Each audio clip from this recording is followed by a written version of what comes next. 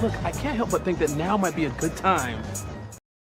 Look, I can't help but think that now might be a good time for a little fire and ice. Do not know it's ever a good time for fire and ice. What happens when you mix fire and ice? Warm water, baby. It's bubbling, baby. Warm water! Warm water!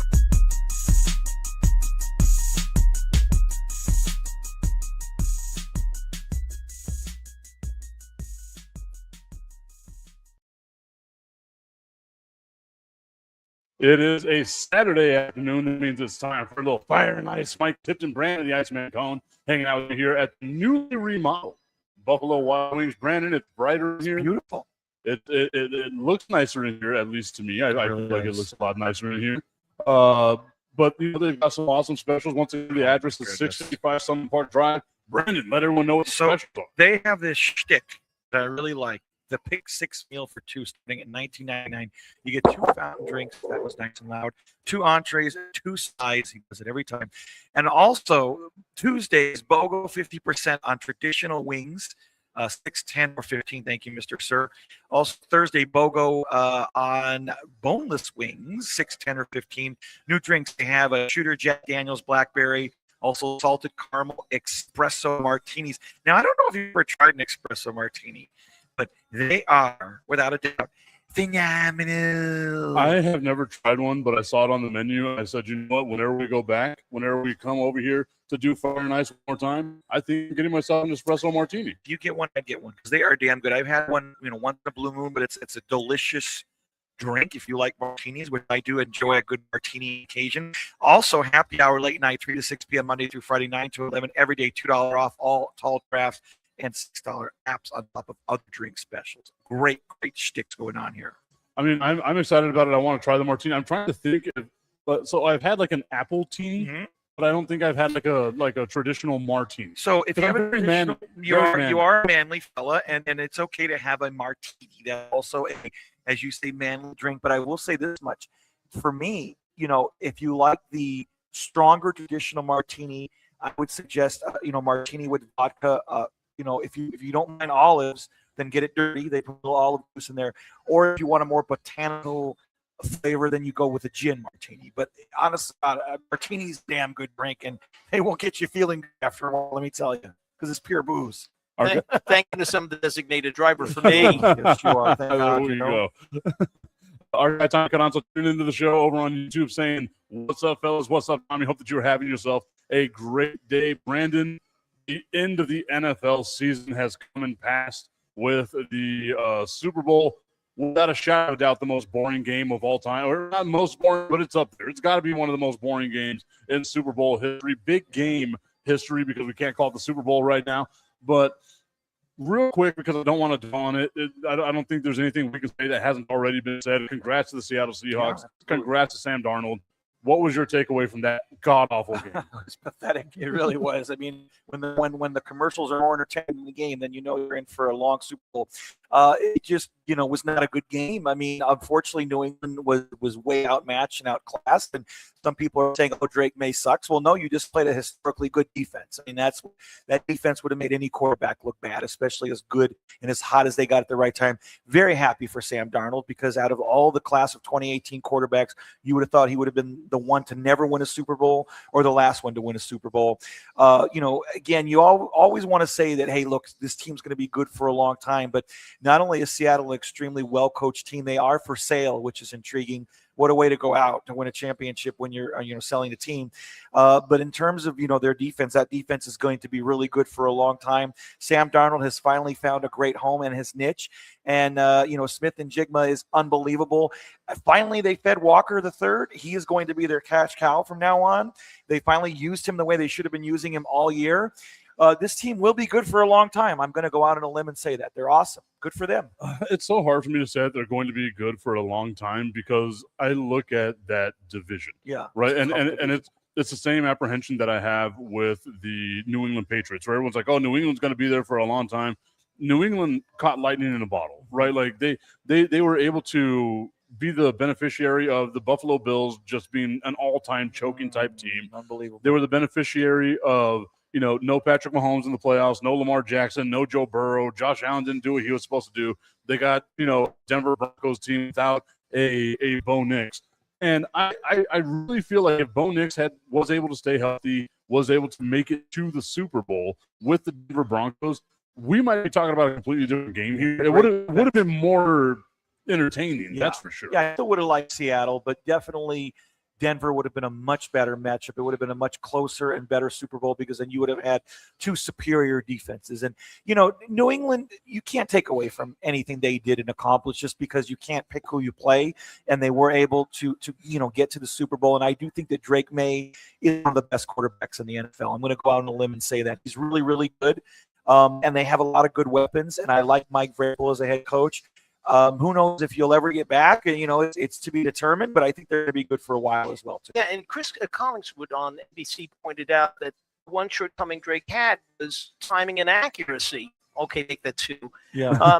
Had he mastered those, he wouldn't have thrown as many panic throws as he did. Sure. And once he settled into his routine, he was able to connect with one of his receivers. No doubt. And I think the issue with Drake May is you look at what everyone thought was going to be a strength for the New England Patriots was going to be that offensive line. That offensive line got bullied. Yes. Like it was ugly to watch there for a while. Just the defensive line of Seattle was so overwhelming. But going back to what my point was going to be about the Seattle Seahawks is, again, like they catch lightning in a bottle, right? They find a way to get the number one overall seed. They get home field advantage in what is one of the best stadiums in the NFL.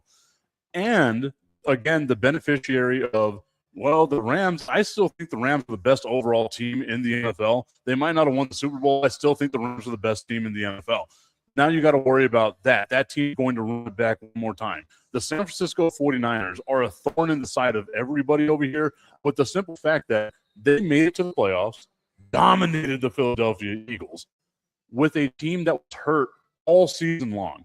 This is a well-coached team. It's a managed team, which hurts me to say that as someone who's a Dallas Cowboys fan, because I hate the San Francisco 49ers, of course, more than I hate most other things out there in the world. It's Philadelphia, San Francisco. Those are the two right. that I just cannot stand. Well, if it'll make you feel any better, if you want to hate the Philadelphia Eagles even more, you could say that San Francisco won a Phillies victory because it was all defense. Yeah, no, it was 100% that type of style. But again, the Seattle Seahawks, I think they'll be a good team. Yes. I don't know if I'm going to say they're going to be great. I look at that NFC, dude, and I think with the exact same way that I look at the AFC. New England's going to have a mountain to climb to be able to get back there. Seattle is also going to have a mountain to climb to be able to get back there when our team is healthy again, right? We've seen this with Philadelphia for whatever reason over the last couple of years. They flip-flop. One year they'll be dominant, which is what we saw last year. The next year they're absolute dog shit, limp into the playoffs, and find a way to just, disappoint everybody in Philadelphia. So going off the history of what the Eagles are with Nick Sirianni, it would be safe to say next year might be a year where they're better. Right, and then you can look around at some of the other teams that are in the NFC. The Giants are going to be better. Oh yeah, they might not be a Super Bowl contending team next year, but that's going to be a team people are going to be scared of. No doubt. With that new coach with John Harbaugh and all the stuff they've got over there, John Harbaugh. John Harbaugh, Yeah. and it's worth noting that you have one of the up and coming good quarterbacks, that young quarterback in Jackson Dart, who's only going to get better with a better offensive line and a better head coach. And, the fact is he's getting his weapons back next year. Scatterbo will be back, receiver-wise, your receiver back. So they're going to be very much improved, G-Man, in my opinion. Anthony Sanchez asking who are the 49ers playing against in the next game. Unfortunately, the season is done. Yeah, we got to wait until August. We'll find out what that is. We don't even know what the schedule is going to be. No, that comes out after the draft. Yes, which I am super excited about. I don't get hyped up for the NBA schedule release. No. Major League Baseball schedule release is just a huge waste of time. It is. But the NFL schedule release, because it's only 17 games. That's it. It's one of those things where you got to really pay attention. You got to, if you want to go to the games, you got to find out which one you're going to go to, right? Yeah, flies by too. Tommy going on to say the New England had everything working in their favor this season. This year's Patriots team probably doesn't get out of the first round of the AFC if it was a traditional AFC that we had seen over the last 4 or 5 years. Brother, I don't even think they make it to the playoff. I guess they win the division. But, yeah, like this New England Patriots team, they are going to have their medal checked next season, right? Because now you play that first place schedule. Yes. Now you play against the really good teams. You don't get to get fat off of the bad teams in that fourth place schedule that they had going into this season. How are you going to handle that pressure? Because we saw it happen with the Washington Commanders. Last year, the Washington Commanders play a fourth place schedule. They get themselves all the way to the NFC Championship game. Now they have expectations to get back there again. And in 2025, they absolutely shit the bed. Yeah, you weren't wrong. I told you were a plus as usual, and you predicted it, and who knows what's going to happen next year.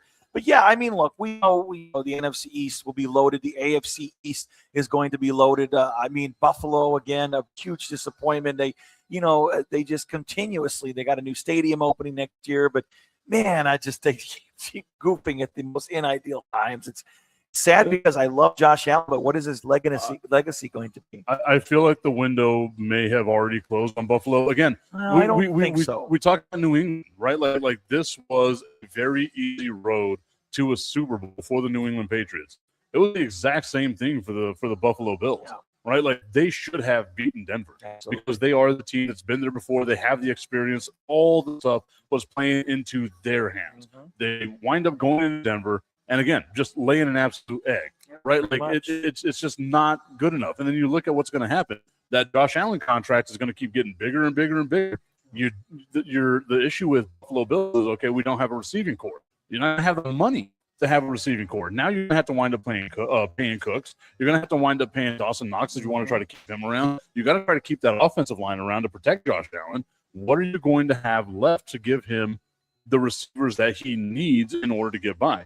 And I think we see the biggest difference between Josh Allen and Patrick Mahomes is when Patrick Mahomes lost his number one receiver, he won 2 more Super Bowls. Yeah, right. But people need not forget at the very end of that Denver game, Allen had 2 chances to win it in regulation. And he overthrew his receivers both times. Mahomes wouldn't do that. I'm just saying, And I understand, like, people are going to come back at us and be like, well, the referees screwed Buffalo because that wasn't an interception. It should have been the ball goes to the receiver or whatever. You can go down to that. The fact of the matter is Josh Allen turned the ball over 4 times. You cannot win games when your quarterback's doing that. He lost on that game. He knows it.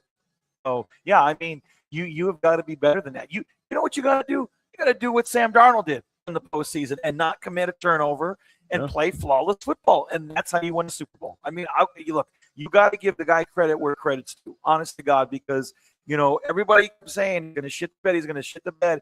And the guy just was a great game manager every single game. He wasn't an MVP, but he did what you need to do in order to win a Super Bowl, especially when you have a superior defense on the other side. You managed the game, but he was slightly better than what your normal game manager was. I mean, especially in that NFC Championship game against the Rams. Absolutely, and say whatever you will about Sam Darnold going forward, but the guy's got a Super Bowl ring. I mean, that's all you got to say. Enough said. You know what I mean? When history looks back at him, that's what you're going to say about him. Tommy Canonzo reminding us of the players, the teams that the New England Patriots had to beat. Is UTEP on TV right now? I believe they are. I'm looking at this little TV over Liberty, here. Aren't they? Yeah. If there's a way that we can, David, maybe you want to ask. I think that's ESPN2. I want UTEP on one of these TVs in here. We got a ton of baseball right now, but I would like to have UTEP on one of these things. So I easily get sidetracked. I just saw the UTEP logo. Big one or the small TV? It's a little small TV. Because I know they're at home. They're playing Liberty. Right now. Yeah. So is the Mark shout out to UTEP. But Tommy reminding us who the Patriots played. It's funny they have it on one little TV. I know. It should be. Are we not in El Paso? It should be on the larger screen. It should be, especially for us to talk about. I mean, whatever it is, what it is. You know what? I understand. You got to do better before you get the loss. You got to. They have won 2 in a row, though. They have one during the ninth place in CUSA. Oh man, that's a long 2-game winning streak. They couldn't leave CUSA faster, and then it's going to be even more difficult in the Mountain West. Good luck. Yeah, I was going to say the competition just gets better. It was Herbert, Stroud, and Jared Stidham was the quarterbacks that Drake May and the New England Patriots had to get past in order to get to the Super Bowl. That's not murderer's row, right? Like think about a couple of years ago when Tom Brady won his last Super Bowl, right? Yeah. It was beating Aaron Rodgers, it was beating Drew Brees, it was beating Patrick Mahomes. That right there is something to write home about. That's what Brady did. And he was with the new team. And it was the COVID year. And he had to win the NFC Championship game in -20 Green Bay that year. So, people don't realize how great of a feat that really was, because not only are you trying to learn a new organization and a new program, thank you, but I think this one here, thank you. But these two, or these two would be great. Yeah, yes. UTEP basketball. Yes. Yeah. No, because we can't see that one. I'm just like, thank you though. But I'm just making a general statement. If I had eyes in the back of my head, it would be great. But anyways, David can tell what's going on. But I mean, I sometimes I'm too honest, I guess. But I mean, what was I saying? Oh yeah, I mean, I think this is a situation where God, I lost my train of thought. I could tell. Because that was just funny. That was just a funny. It was good. It was a funny life story, was it? But not? yeah, so we're going over what Tom Brady had to do in order to get to the Super Bowl. To win to learn a new program and go from, where you're at for 30 years to all of a sudden winning in other places. It would have been great if they won a playoff game or two, but then to win a Super Bowl in the COVID year, which was a fucking year anyways. Nothing short of remarkable. And then the one person that I feel bad about is a guy who I think is super underrated as like an athlete. Very much properly rated as a quarterback is Jameis Winston. Yes. Because that was off the heels of his amazing 30-30 season, 30 touchdowns, 30 interceptions, 5,000 yards to the air. Yes. Couldn't make the playoffs with that Tampa Bay Buccaneers team. All Tampa Bay Buccaneers do is go out and get the greatest quarterback of all time, and they win a Super Bowl just by getting rid of you. And they get Gronk too. That was the cherry on top. They dust off the corpse of Gronk and bring him out of retirement. And he catches two touchdowns in the Super Bowl. Two tutties. Yeah, two tutties. And he almost dropped. Remember, he almost dropped the Lombardi Trophy in the water. Yes, he's like, "Here you go, buddy." That would have been hilarious if they had dropped it in the water. Gronk is one of those guys that like I would love to party with, but I would also hate to party. Yeah, that guy can enjoy himself, can he? He's going to be the random dude at the party that tries to tackle people. You know what I mean? Yeah. Like that would be Gronk, just because he's big. He's a football playing polar bear. Yeah. Like that's all he is. That he is. Look at this. This is cool. So we spent more time than I initially wanted to on the big game. Once again, congrats to Seattle Seahawks. Congrats to the New England Patriots on making it. Wish the game would have been better. It is what it is. It's going to be a good, fun time for all that stuff. But we are now watching, and I wanted to talk about this. You mentioned it. Our UTEP Miners have won 2 straight games. Amazing. A couple of really close games because it came down to the last possession. One of them, I believe, was in overtime against New Mexico State. Yeah, Jackson State. I think they won at Jackson State. And now here they are, the 9th place team. Playing the Liberty Flames. So we're undefeated in Conference USA play, 13-0. They're just absolutely great. These two teams played a month ago, and UTEP Liberty went on a second half tear and beat it really easily. Liberty is the creme de la creme of CUSA. Good team. So, I mean, at least UTEP's within a couple points, or actually they lead by 2 right now, but we'll see what happens. Can they tear off a score here and do well again? Tommy yelling at me, all caps. The Super Bowl, Mike. F that big game crap, LOL. Hey, I got to say what it is. You're not the one who would, the big dick of the NFL swinging towards you, man. It's me that would have to deal with that. So I got to make sure I walk a proper line. We are working on some stuff for what might be coming on in April, so I have to, be nice to the NFL. Absolutely. Like I can't, The stadium to the left here is the Tokyo Dome.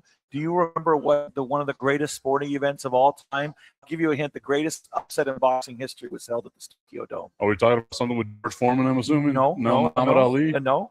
What is it? Tyson Douglas. Oh, Buster Douglas? Yeah, that was in the Tokyo Dome? It was in the Tokyo Dome. And wow. We celebrated the anniversary was February 11th, 1990. So we recently celebrated the, what was that, 30, how many years is that? 40? 36 year anniversary. Jesus. And, that's still to this day, in my opinion, one of the top 5 greatest sporting upsets in history, and obviously the greatest upset in boxing history, hands down. I wonder why that match was in Tokyo. Probably Like, because nobody gave a shit about it. It I was was gonna such, say. an obscure fight. Tyson was just getting ready to fight Holyfield, right? Because that fight was in the works for years. Nobody wanted, even Vegas didn't want that. So they're like, okay, we'll go to Tokyo, Japan to fight this one. And Japanese crowds are so It awesome. was 40,000 people. I love like Japanese crowds in wrestling and baseball, especially in baseball. And they're right So there. much They're fun. they're have the baseball game. That stadium, beautiful stadium. World Baseball You know. Classic sold out. Like you would have World Baseball Classic games here in the United States that wouldn't sell out. No, absolutely not.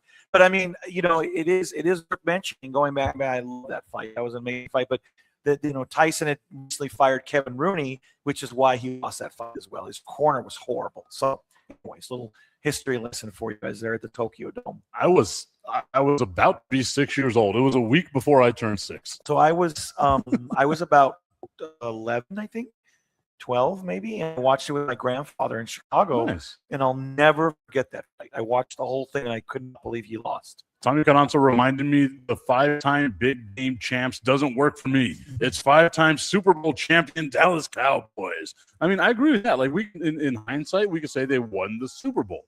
But when we talk about the game, because of whatever rules the NFL has, every other year it has to be referred to as The big game. the big game, or the game that is superior to all others. Yeah. Is Well, the way that's that the I would call That's the way you got to do it, right? it. You got to follow the rules, brother. Yeah. That's the one thing you got to do. And everyone knows me. Completely all about the rules. Yep. Yes, absolutely. You are not a rule breaker at all. I have never been, and I never will be. Your referee shirt with black and white stripes is on the way. Thank you, Dave. I love it. You imagine me as a referee? Yeah. I'd be the worst effing referee of all time. You'd be a great referee. I do want to remind everybody, I do have some merch out there. You can check it online. I had it on my Instagram page. I'll share it once again. We have the Fat Tips Day shirt coming up. My birthday on Mardi Gras, so obviously we're sinking into it. I love Fat it. Tips Day with all that stuff here. Look how amazing that looks. Check it out on the Neon Peacock. That's where I was able to get it on. That might be the place I go to now for like all my merch store ideas. I gave them like the design. I gave them like all the information I wanted. Cost me $15 to put it on their website, and I get a small portion of whatever. That's freaking awesome. So, Look at that shirt. That shirt's really. Does it have anything in the back? No, it doesn't. I You didn't should want have to the put big anything on the tip on back. the back. I should. Oh, that would have been great. I The mean, big that's- tipper. That's what I would have meant. The big tip. Huge. You put huge. You tip. Huge tip in quotation marks. Yes, but you can check out my social media at Mr. Tip 33. That's where all the merch stuff is going to go. Enough shameless plugging for me right now. Our UTEP miners are showing. No, that's not UTEP's buzzer beater. No, That is Liberty's buzzer beater. Did both those buzzer beaters happen against New Mexico State? it may They have. did. It's looking like it. Yes. Look at Holy that. shit. New Mexico State snake bitten Yeah. by buzzer beaters. Did that happen earlier this week or earlier this year? Recently, I don't know. I have to look at the date. But looks like it happened recently, though. That's for sure. UTEP right now with a 20-15 lead in the first half of basketball. 6:50 to go here in that first half. I'm excited. Brandon, you know me. I love basketball, right? Now that the NFL's over, I can start focusing back in on basketball. I've been kind of watching a ton of basketball. I'm a huge Spurs fan. Yeah. You see the hat on right now. I am still, it's year number 3 of this, and I am still in awe of watching Victor Wembanyama play basketball. He's something else. He's really something else. Definitely one of the top players on the NBA. And I mean, I'd love to see your team eventually win another championship. I believe that the Spurs are ready to win a championship this year, and it's hard for me to keep my head straight right now. But I'm always straight-laced. We spoke about it. Don't break any rules. Straight-laced, and I don't get too emotional when it comes to my teams. The Oklahoma City Thunder are the defending world champion. The San Antonio Spurs have beaten them 4 out of 5 games. Yeah. And these games have not been close. No. And it gives me hope. And the worst thing a team can do to you is give you hope. Yeah. The Dallas Cowboys did it to us in the middle of the season where, it was terrible at the beginning. And then they break off a nice long winning streak. We're thinking to ourselves, there's a shot. There's a legitimate shot. This team could do something. And then it became the Cowboys. And then they rip your heart out. I feel, and I'm not used to this with the San Antonio Spurs. They have been the most consistent sports team that I have as a sports fan, right? Like we look at that long run. What was it? 22 straight seasons of making it to the playoffs. 20 seasons in that time frame where you won 50 games or more. 5 championships in that time frame, right? Like this is a team that's been good for an extended period of time. they sucked for a while. I took it, right? Like I had 20 years of greatness. We can suck for a couple of years. Sure. And now they're on this bubble. You can see it's there for them, right? Like they're teetering toward being one of those great teams, and you can sustain greatness in the NBA longer than you can in the NFL, longer than you can in Major League Baseball. And I'm trying not to get ahead of myself with this team, especially watching the way that they played this week leading up to the All-Star break. A lot of people don't realize that. Yesterday was a futures game in the All-Star break. Yeah. Today is the skills competition. Tomorrow is the All-Stars game. Yeah. Right? Terrible booking by the NBA, by the way. Don't ever go head-to-head with Valentine's Day. Yeah. Whatever. It's crazy, no? It's dumb. That's dumb. Why would they do that? Unless you're hoping that every romantic bar you go to is going to have the skills competition on one of the TVs. Yeah. Well, the big game is on Valentine's Day Next year. Yes. Yeah. I don't know how I feel about that. Well, we can call it the Super Bowl next year. So Super Bowl, the Super So Bowl. the Super Bowl's on Valentine's Day. Unheard of. Oh, man. That's crazy. That is wrong on so many levels. Like, okay, NFL. Why? Hear me out. Why? So why would you have it on Valentine's Day? You already have. Kelsey and Taylor. I mean, but there's no guarantee that if the Chiefs make it to the Super Bowl and the Super Bowl is on Valentine's Day, the conspiracy theorists out there are going to go wild. Yeah. First of all, Mahomes has quite a recovery. Yeah. I don't know how much longer he's going to be out next year. You got several games. No? Mahomes is probably going to come back halfway Through the season. So I mean, it's not safe to say, but I don't know that they'll definitely be the representation in the AFC next year. Let's put it that way. Tommy, the more you say it, the more. Or the more you show me that it bothers me, the more I'm going to say it in all caps with the angry face. It is not the big game. It's not a big game. It's a huge game. Many people, smart people are saying it's a huge game, not just big, huge. Now I know what the solution is. Call it the Donald Trump Bowl. Oh, God, yeah. Everyone will be dropping passes. I'm sure balls will be in mouths for no time. I know you enjoy that, too. Moving on. So the NBA, right? Like you have all this stuff. NFL, I wanted to plead to you here. You have, everything you do, everybody loves, right? Like we don't complain. We don't do any of this stuff.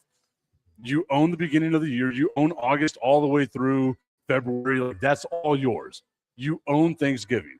You are now planting your flag on Christmas, which used to belong to the NBA. Now it's yours. Yeah. You're planting your flag on New Year's Day, which used to belong to college football. Now it's yours. Don't do this to men. Please, for the love of God, don't have another Super Bowl on Valentine's Day where you have to determine, do I love my spouse or do I love my sport team? Because that is a nightmare scenario. Or one possible compromise would be the wives or girlfriends saying, "Hey, sweetheart, please watch the halftime show with me." There's going to be more breakups because of that. There's going to be a single streak that happens. Yeah. Because oh, man. I love you, but not as much as the football. I mean, I've said it a bunch of times, right? Like you can be in a long-term relationship with your spouse or significant other. I've been in a long relationship, 20 years. We're going to go on 21 total here. I've loved the Dallas Cowboys much longer than that. Yeah, so the Cowboys made it to the Super Bowl. You love Destiny, but not not as much as you love the Cowboys. I'm not going to say that. I'm sorry, Destiny. But it's obvious. Right.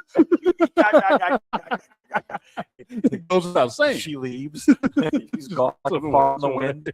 What a great that's so funny. Or look at it this way, we can have more women coming into Buffalo Wild Wings here at Sunland Park. There we go. Tommy's saying that I want to be called Big D Tom, but I can't. I'm Average Tom. It's Super Bowl. I don't care what the NFL says.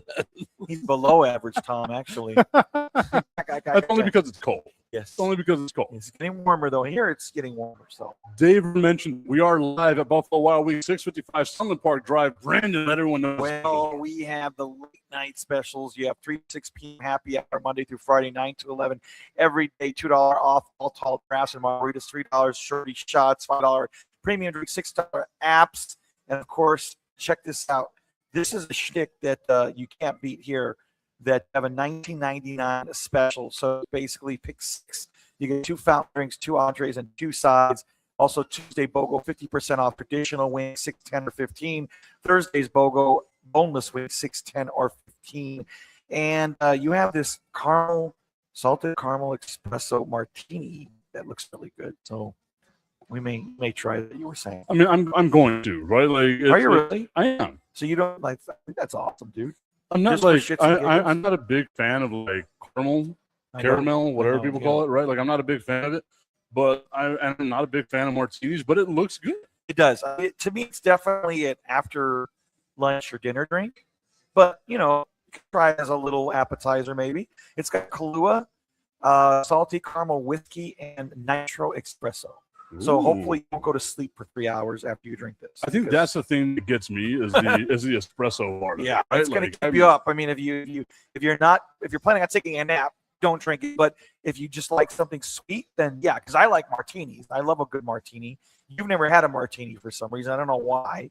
I'm a weird guy. I've said it like a your thousand beer. times. You like your beer. I like my beer. I like whiskey. Like I have a new whiskey, Woodford Reserve. Oh, That's it's good really good stuff. It's good stuff. I drink lean it more neat? towards tequila. Neat Yeah. or with Yeah, rock? I mean, okay. Well, I mean, Or do you like it with rocks? I like it with rocks. It's Yeah. good with the Plus, rocks. also, I have like rounded ones, so Yeah. like it looks awesome. You like the my round glasses. balls. I most definitely do. Yeah, the round balls are the best. You're able to cup them so much Oh, better. yes, they taste good in the mouth. Okay. They're small little ones, so they make my hands look huge. Poor Dave.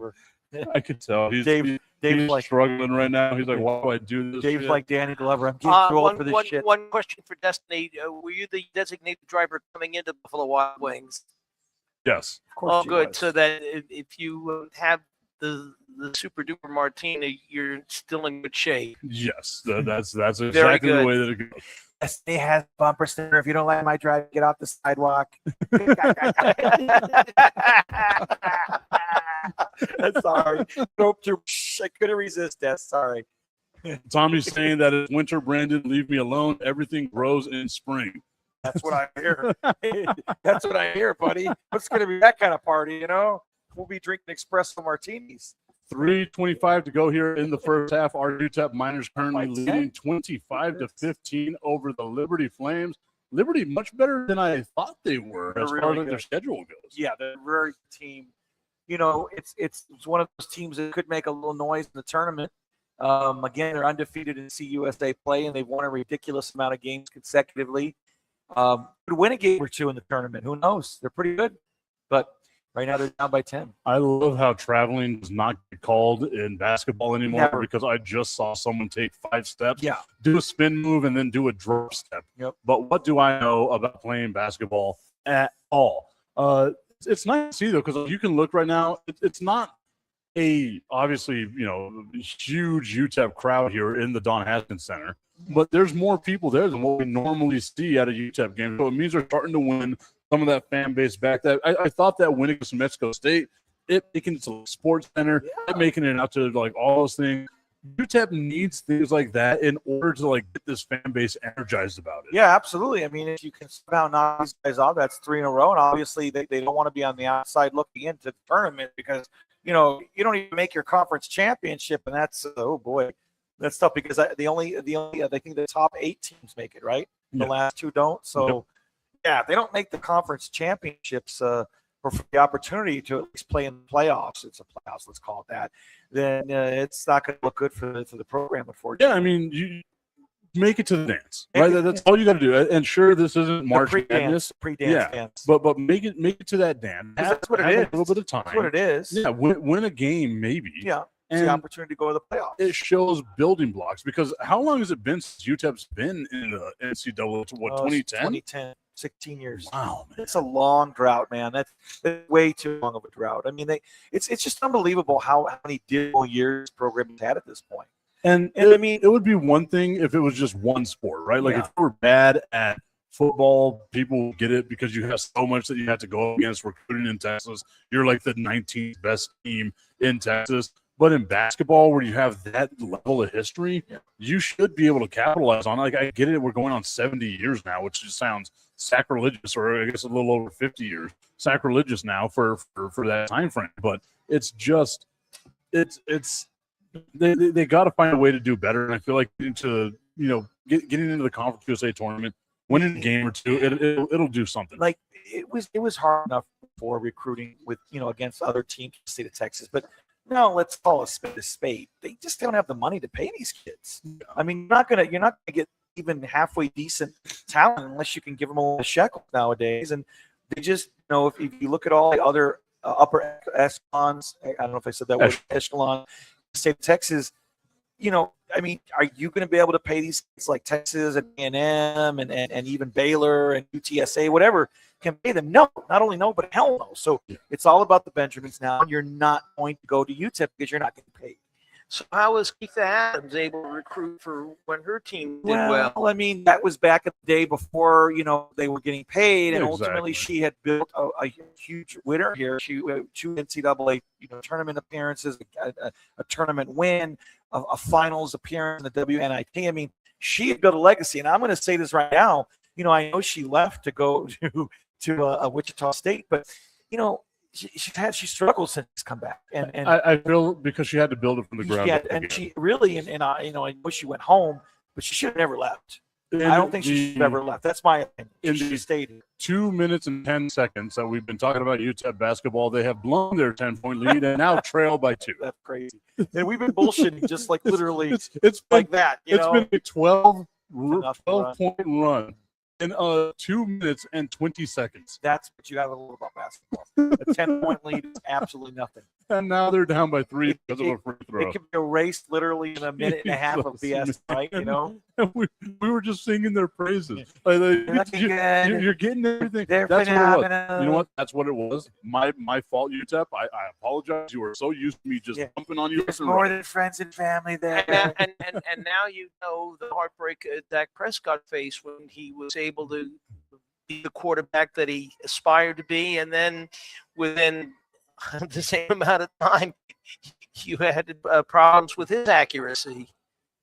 I don't know that. Like Dak has always been good. I think the issue with Dak is more health, right? Like if and obviously whenever he had that catastrophic leg injury, like it was always how's he gonna bounce back? Oh my, that's right. And it's been like those little things like that. Like, but whenever Dak is healthy, and I've been crucified on this 1,000 times. I still think when Dak is healthy, he's one of the top 5 quarterbacks in the NFL. Agreed. And we saw that on display this year. He's really good. I mean, he really is. Look what he's done with lesser talent. Look what he's able to do with great talent. Their offense is never an issue. Their offense is always great. Whenever he's healthy. Whenever he's healthy. Their defense is garbage. I mean, which is funny because a few years ago, the defense was pretty good. But right, even the gambler admitted, I got to fix my offensive line next season. I think that's going to be gambler. Speaking of the gambler, Mike McCarthy going to Pittsburgh. That's the big gamble in my opinion. I don't really like that move. That's the Steelers. One that shocks me as well. A lot of people, because you look at the Pittsburgh Steelers, and again, irrational hatred that I have towards teams. Pittsburgh is there because whenever I was a kid, all I remember is being shoved down my throat, especially that last Super Bowl the Cowboys won, was how many times the Steelers beat the Cowboys in the 70s to win their Super Bowls, and how the Cowboys were such an underachieving team because of the Pittsburgh Steelers. And I just remember that being shoved in your throat left and right, and you finally get to the Super Bowl. Dallas dominates that Super Bowl. I wind up hating Pittsburgh for just no reason whatsoever, despite one of my best friends being from Pittsburgh. He's not even a Steelers fan, though, so that shows you how terrible the Steelers are. But you look at what the Steelers have done, and the one thing you can talk about with them is that they've hired coaches that they've had for long periods of time, because you knew that coach was going to be good. Yep. You knew that coach was going to give you an opportunity to win, and you knew that coach was ultimately going to make your team competitive, but for a long period of time. Mike McCarthy is an older coach in the NFL now. He's a dinosaur roaming out there compared to some of the younger guys that are out there in the NFL, the Sean McVays, the Ben Johnsons, and people like that, right? So he's the dinosaur out here. You bring him in to try and persuade Aaron Rodgers to stay.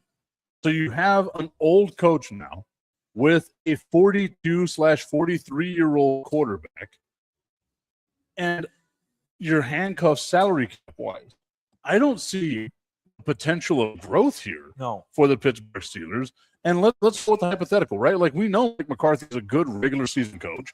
You get to the playoffs again. You lose in the first round again because him and Mike Tomlin, basically the Spider-Man meme, just pointing at they're the same exact guy. They both have a Super Bowl. They both have, really good coaching records.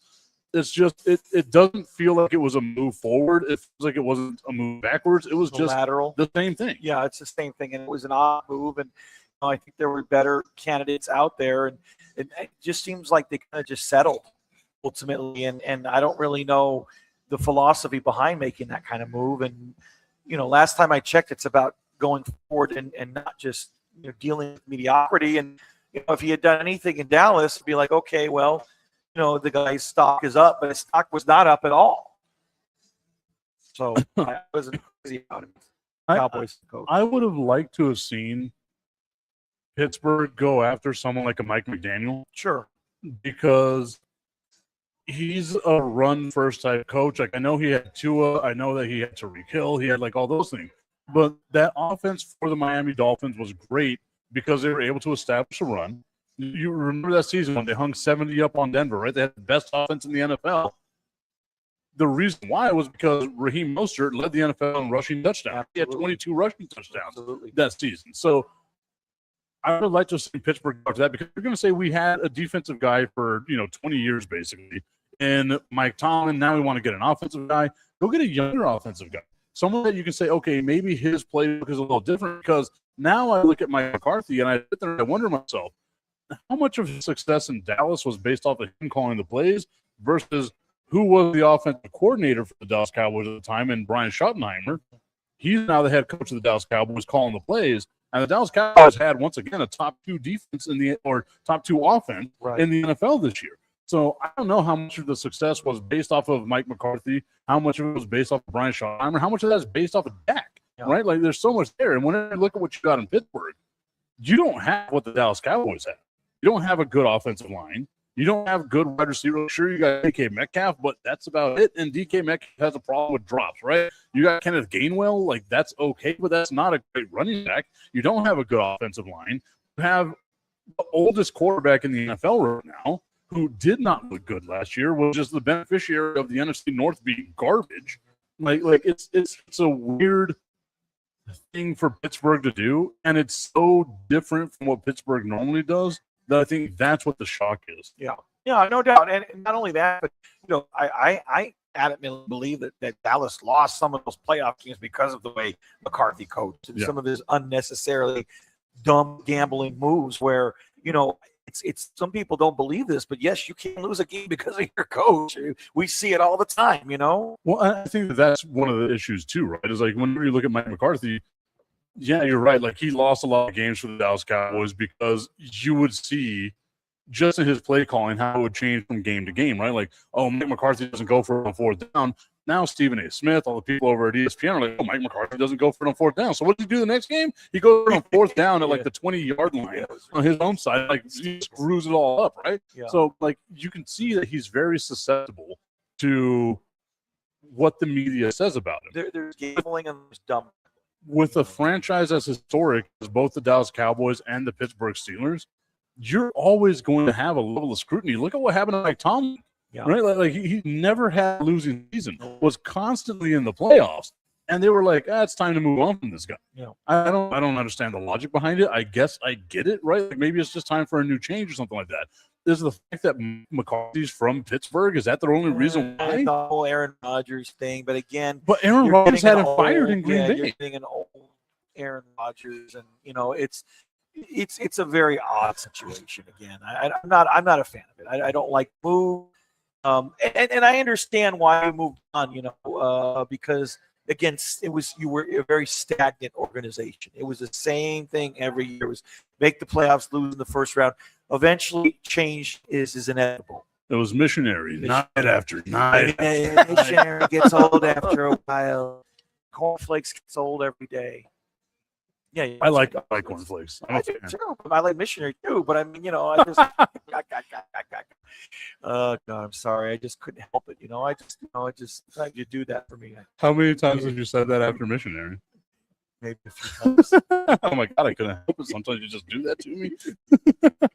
The show's going off the rails. Once again, we're live over here at Buffalo Wild Wings 655 on the Park Drive. This is before we've had the espresso martinis that we're going to wind up having a little bit later. Friends say your national syndicated friends that watch our show. Do they think we're just two Louis Mancaninis here or what? Pretty much, but a lot of the time, I mean, they've known me for so long, and I think that's the cool thing about the group of audience that we have, and hopefully the new audience that we gain from time to time as well. Because I mean, I see the numbers, right? Like we're increasing as we go, which is always fun to see. Because for a while there, we lost a little bit of audience because of, not being able to be as consistent as I would like to be or as you would like to be or any of that nature. But now, rebuilding all that, the core audience there and like the core friends that I have know my weird sense of humor, know that I can like go deadpan and like just say whatever the hell I want to say without seeming like a joke. But they understand who I am as a human being, and they know that I bring you down like an anchor. And I'm sure they and your friends in the industry are probably jealous of the things you get to do. Oh yeah, I mean, I've been told a few times like, man, I wish I could say these things, but sponsors and XYZ, I don't have any of that stuff that I need to answer to. And my whole mindset now would be like, okay, well, if you do want to sponsor whatever stuff it is that we're doing, you've got a decade now of film that you can go back and watch of how I do things a little differently, right? Like the world of sports should never be super serious because we're not playing the fucking game. Sorry, we're not playing the game. No, we're not. Look, even Kevin Harlan was able to do play-by-play of a kitten when it made its way on the field. Good. So that's one of my favorite things Kevin Harlan has done. To me, the best sports voice in the radio industry. Mesmerizing voice. Like, I can't. Really does. Not as good as yours. Change that. Mark Messerschmidt, my friend on Facebook. No, we didn't see this. You are also one of the best names, one of the best voices in sports. Kevin Harlan does football, you basketball, two completely different things. I got nothing but love for you, my guy. My apologies. But yeah, like Kevin Harlan, dude. Like the way that he was able to do that play-by-play for the Cat, like whenever he does the streak too. Oh, I got to go back. We got to find, because there was a streaker during the Super Bowl this year. I got to find the call that Kevin Harlan did to see what it sounds like. Yeah, it was cool. It was cool. I mean, and that guy, that's not the first time he's been a streaker at the Super Bowl. That's the funny part. Oh, and that's 2 times. The cool thing too is that he had the meta glasses, so he's like recording himself as he does it. He has it on the field. Yeah, and then like you can tell he's like, I'm about to get knocked by this NFL player. I'm sliding to the ground. I'm taking my L because I've already won. I don't know. Is it still a prop bet? Is it still a streaker? Because he's betting on himself, making a lot of money. Yeah, what a shtick. And you would. I feel like that guy's going to ruin it for everybody because now I feel like they're going to take it back. I figured after the first time he did it, they would have taken it away because he's made a shitload of money off of these bets. And then he also had something painted on his chest supporting like this, that, and the other. And it's like they pay, $10 million for a 30-second spot. This dude schleps on the field like a moron and gets free advertisement for the 30 seconds he was on. He ran like, dude, almost the length of the field. I was about to say he was moving too. He ran in through the end zone, okay? And then he ran all the way to the opposite around 20-yard line. Now, 70 yards. Obviously, don't do this because you don't want to be the person that gets caught. But the way that they did it was planned so well, right? Because I don't know if you saw like the POV from his meta glasses. His friend jumps over first, get tackled by like all the security that's there. He jumps over like 2 seconds later, he's just got a clear route. I saw that, so I thought he got tackled first, but that was his buddy. Yep. And then it kind of led the way, and he's like, boom. It was like following your blocker, right? Like it was a perfect drawn play for football. I just imagine them, it's like in the coach's room for football or basketball, right? You got your X's and O's. Yeah. So, okay, so what you're going to do is you're going to jump the wall over here. They're going to come get you. And then I got a gap over this way. You know what's amazing? It's like it's supposed to be one of the most heavily secure areas on earth, right? Mm-hmm. It's somehow, some way, people still get on the field with ease. I wouldn't say with ease. Well, it's not hard. That's what she said. But I mean, no, but, it's not. I mean, no, it's like literally you sorry, you jumping on the field, the security, these big guys are going to stop you, but yet they get on and they streak. You know what I mean? That segment from Brandon the Iceman Cone brought to you by Blue Chew. Happy Valentine's Day, everybody, by the way. That's my next segment. It'll be hard later, I promise. You would hope, at least, And Viagra. Okay. Once again, Buffalo Wild Wings. Sorry, this is the way the promos happen, but we're up against the clock. So that's what's happening right here. 655 Sunland Park Drive, the home of Fire and Ice. We're not going to be here next week. No, my brother's getting married, so he's got Brandon's going to Vegas for a bachelor party. Weird, I didn't get that invite. I thought we were friends, but whatever. I'm just some guy apparently. Yeah. I just some fucking your dude invitation who throws got over lost the side. in the mail. Oh yeah, who still does that anymore? if you're using mail to send out invitations, you're a horrible human being. There's so many different ways to do it. There is. 655 Sunland Park Drive over here on the west side of El Paso, Buffalo Wild Wings. Brandon, one more time, what are those specials? You got a lot of specials. $19.99. You got a hell of a deal. So check this out. This is great. $19.99 pick six meal, 2 fountain drinks, 2 entrees, 2 sides. BOGO 50% off traditional wings. Tuesdays 6, 10, or 15. Thursdays BOGO boneless wings 6, 10, or 15. And of course you have this espresso martini, the pick 4 appetizers. A lot of great stuff. I just want to give everybody a quick update because I'm sure we were talking about the UTEP basketball game. That has since seemingly moved because we are watching what is now ESPN 8 The Ocho. And there we'd is rather watching this guy. there with the is green a shirt. lubed up staircase that Yeah. everyone is trying to climb up I to. know you enjoy that. Because this is apparently more entertaining than the University of Texas at El Paso they took our playing game basketball. off again. They took our game off again. I don't get it. I'm curious as to why they did that. But okay, thank you. We could do play by play. The guy gets to the 10. He's up the 5th stair. Oh, he falls again. It's called Slippery Stairs. Slippery stairs. It sounds like a fun game. So I was at ESPN the first year that they like sank into the ESPN 8 The Ocho stuff, and all the cool stuff they had around the ESPN campus for us to just like mess around with was awesome. And then we got to meet like some of these athletes. I use that word very loosely here. Yeah. Some of these She athletes, fell before Jesus, she even dude. got up there. And they got a bunch of fillies here too. That's the funny part. And the about thing it. is like it's not just like it's lubed upstairs. They consistently just spray water Look on at this chick in the red, man. She's almost at the top. She's fast. This is great. We should She's do play trained her whole life for this. She has. The chick in the red, as Brandon says, making a lead up to the front. Oh, and the one in she pink grabs wins. the thing that looks like a thing, you Oh, know? I think the one in pink won. I think so. The one in pink grabbed it first, I Pretty, thought. no, the red girl did. Pretty in pink. Boy, I should watch this. I need to watch this more often. This is nice. Brandon the Iceman Cone has already scheduled what his entire weekend watching schedule will be. What do you want to do for Valentine's Day, honey? Well, let's watch pretty girls go up ice things here and grab what looks like a thing, you know? It looks like a plunger. Is it a bell? No, it looks like more than a plunger. But anyways, that's time for another episode of Fire and Ice. Espresso That martinis. does not look like a plunger, dude. Look at her grab that thing. Yeah, it's a bell, but Dude, it's it got looks a like look more to than a it. bell, Yeah, my right. I friend. mean, it's. Looks like more than a bell. I understand what you're talking about. We'll see you another time, everybody. What a way to end the show. Valentine's Day, Happy everybody. Valentine's Day. Fat Tips Day coming soon on